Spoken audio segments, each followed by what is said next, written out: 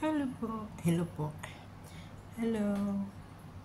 Ito yung tanghalian ko kasi walang leftover. Kaya noodles na may itlog, na may kaunting giniling na baboy.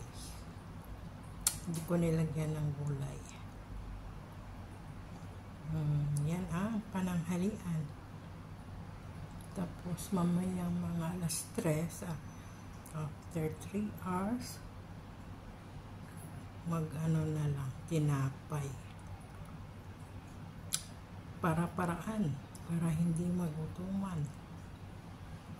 Kaya walang leftover kasi kahapon, holiday. So, walang yung ref. Walang tira. Ayan, kain tayo. Kain tayo ng simple.